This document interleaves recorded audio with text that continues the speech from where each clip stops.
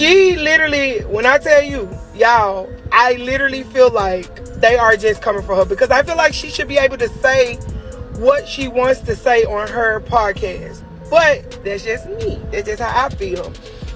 Then they came and then it came an earlier $500 penalty. I guess for a TikTok video, she was mocking the referees and lip singing. That was funny. So now I got a question for y'all. Do you think that she should be able to say what she wants on her own podcast? Or do you feel like, she should just shut it down and, stop bothering them who do this and that? The reality is, Sophie Cunningham's fans now have something the WNBA can't control: choice. They've already proven they'll rally around her podcast for the honesty and authenticity the league refuses to deliver. The question isn't whether her supporters will stick with her through more fines; they will. The real question is whether the WNBA can withstand the reputational damage it's causing by trying to silence its most authentic voice. Cunningham's decision to accept financial penalties just to speak freely has given fans something they didn't realize they were missing: a player who won't bend to league pressure.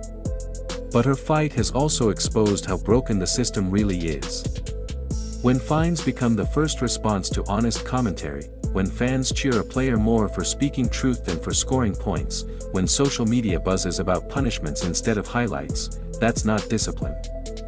That's dysfunction. At this stage, the WNBA hasn't just mishandled a player, it's lost sight of the bigger picture entirely. Of traction that episode was getting, folks were saying that she could pay that off just from her YouTube monetization. And so this is just interesting, because I've said before that I really wish the WNBA as well as other sports leagues would lean in to the athlete-owned media platforms, because fans are a lot more interested in hearing the perspective of people who actually play the sport than just spectators and people on the outside. So the fact that they are penalizing her for showcasing her frustrations, even though tons of players have done this, post-game interviews or just talked about it on the internet in general, is very interesting. The WNBA has turned what could have been a celebration of player authenticity into a cautionary tale of overreach. Sophie Cunningham's Show Me Something podcast had the potential to be exactly what the league needs: genuine, behind-the-scenes insight from someone who lives the game every day. Instead of embracing it, the league has treated her voice as a threat. We're now at a breaking point.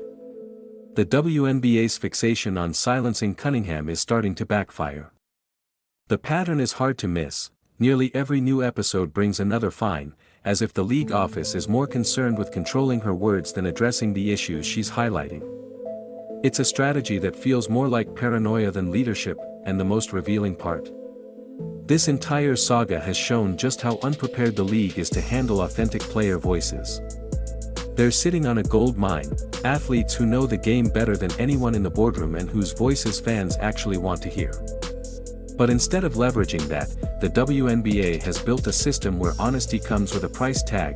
So the entire league can talk shit about Caitlin, but Sophie can't talk shit to Paige. No. And that's the funniest thing, is that Angel Reese can say some people have a special whistle about Caitlin Clark in a public press conference. And it's selective fining. That's the problem.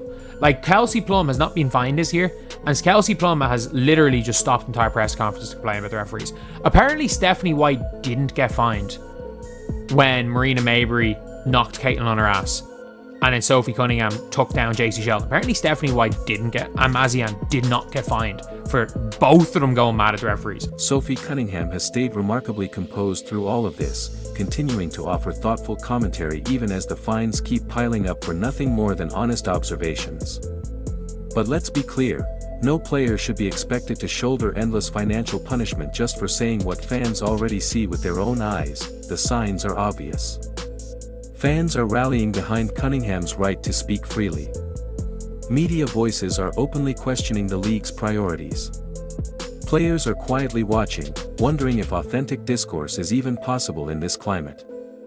And yet, WNBA leadership acts as though silencing its most authentic voice is somehow good for business. What Cunningham has given fans is something the league itself couldn't manufacture: a player willing to tell the truth, no matter the cost. But even the most committed truth teller can't solve systemic problems alone.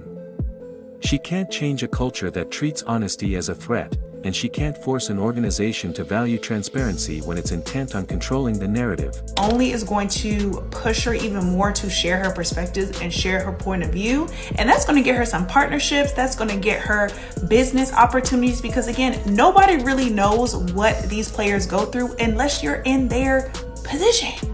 Unless you're in that position. For those who don't know, she plays for the Indiana Fever. But I love that she is voicing her concerns. I think the only way for change to happen is for you to vocalize what needs to be changed and to have it at the forefront. And she just may be the person to help further push these types of conversations ahead. So listen, let's all support Sophia, watch the first episode. And I'm excited to see what else she's talking about, because The sad irony is that the WNBA had everything it could have hoped for in Sophie Cunningham's podcast: an authentic player voice, engaging content that fans connected with, and commentary that sparked real discussion about the game itself. Instead of embracing this natural bridge between players and fans, the league treated it as a threat, responding with fines and financial pressure. Cunningham's situation isn't just about money or podcast commentary.